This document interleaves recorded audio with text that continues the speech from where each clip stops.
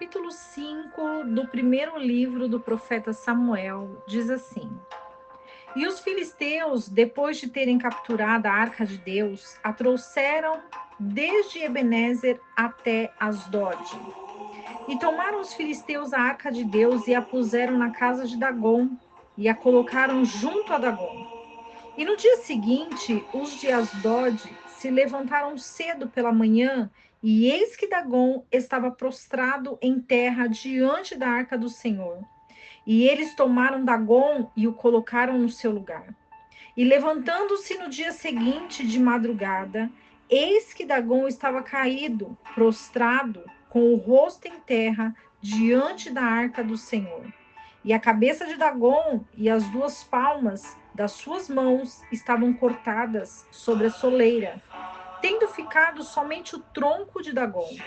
Por esse motivo, os sacerdotes de Dagom e todos os que entram no templo de Dagom não pisam na soleira de Dagom em Asdod até o dia hoje.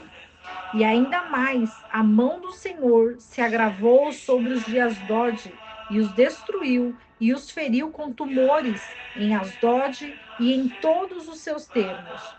E vendo isto, os de Asdod disseram: Não fique conosco a arca de Deus de Israel, porque a sua mão é dura sobre nós e sobre o nosso Deus Dagom.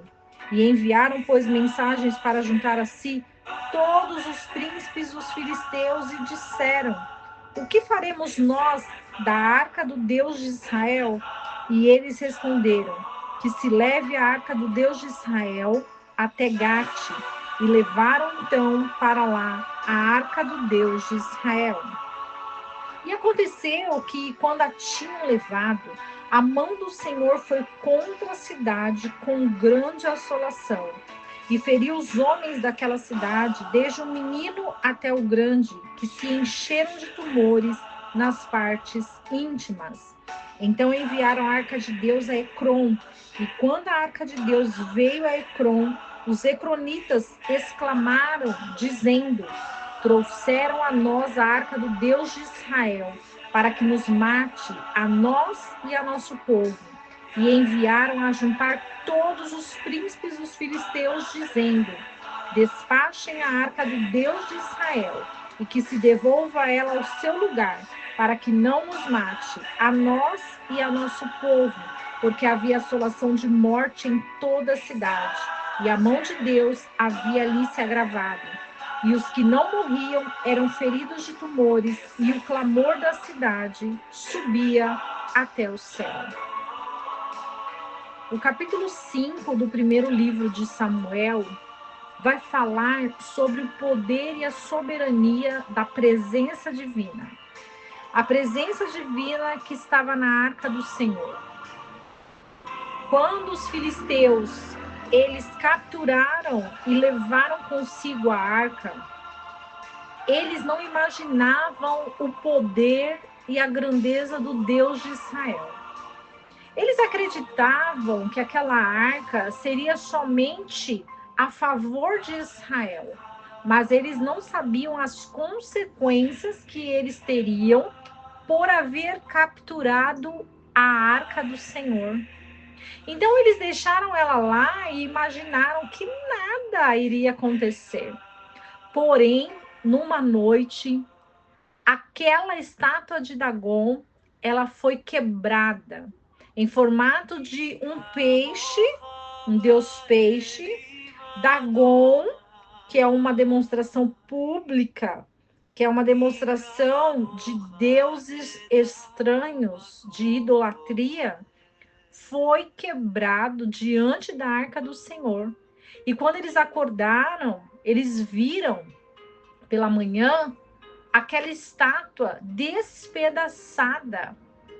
E eles ficaram amedrontados, porque além de destruir Dagom, a presença divina trouxe para aquele povo grande destruição, feridas, úlceras na pele, coisas que eles ficaram abismados, assustados com tamanho poder. Então eles decidiram levar a arca até Gate, uma outra cidade na Filistia, porque eles achavam que iria resolver o problema. Afinal, quão humilhante seria para eles devolver a arca para o povo de Israel. Então eles tiveram essa consciência de levar a arca para outra cidade e eles estariam a salvo.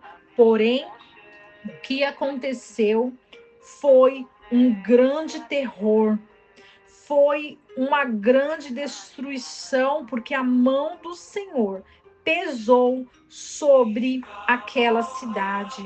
E de menino até os grandes, eles se encheram de tumores extremamente na carne, no fundo da carne, coisas incuráveis, causando a morte. Isso porque eles não conheciam o juízo do Deus de Israel. Então, eles enviaram a outra cidade da Filisteia, chamada Ecrom. E quando a arca chega para os ecronitas, eles desesperadamente ficam assolados, porque o Senhor pesou a mão sobre aquela cidade, com grandes mortes. Eles eram feridos de tumores e o clamor da cidade subia até o céu. Tamanho desespero, tamanhas doenças, feridas, porque o poder do grande Deus de Israel estava com autoridade naquelas cidades. Para que eles pudessem observar e para que o nome de Deus fosse glorificado até os dias de hoje. Porque muitos nas nações reconhecem a soberania da presença divina em Israel, mas muitos não conhecem a presença divina e acreditam que nada vai acontecer. Mas o Senhor, ele é grandioso e poderoso. Quem conhece o poder de Deus, a soberania de Deus, através das escrituras sagradas, reconhece o Deus de Israel. O grande, o poderoso, o Senhor dos exércitos, ele é o dono das batalhas, ele não perde guerra, mas o Senhor, ele ama aqueles que se arrependem, aqueles que querem ter uma vida santificada, uma vida iluminada pela sua palavra, porque o que ele pede para nós é que nós guardemos os mandamentos, mas nós vamos guardar os mandamentos a partir do momento que nós conhecemos a sua palavra, a partir do momento que nós queremos aprender a palavra de Deus, a partir do momento que nós tomamos a consciência que não há outro Deus, ele é único, verdadeiro, soberano, grandioso e ele tem todo o poder nas mãos. Essa palavra, ela é poderosa e grandiosa para que os inimigos de Israel possam compreender que não há outro Deus que não seja o Deus de Israel, o Deus de Abraão, o Deus de Isaac, o Deus de Jacó, que fez, que faz e que fará maravilhas, o Deus que escolheu o nosso Machia, o nosso Messias, para nos salvar e nos resgatar, e que nós possamos compreender essa palavra grandiosa e entendermos o versículo que diz: conhecereis a verdade, e a verdade vos libertará.